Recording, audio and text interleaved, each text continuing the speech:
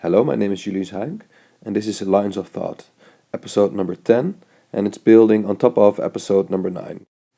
So it's about an idea for a tool that helps you create or present multidimensional information. A list that, for instance, your to-do list.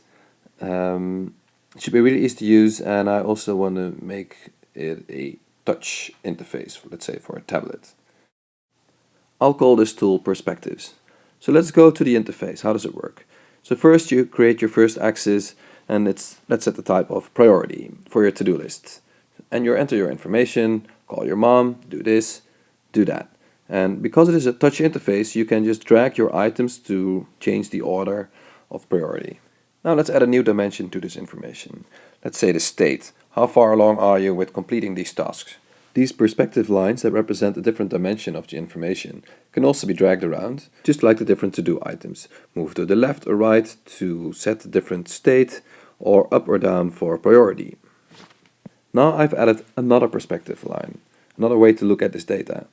I've added groups for school, work, and home.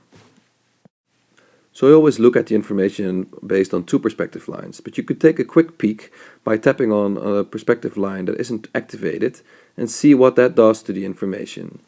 Based on these principles, we can design the whole tool.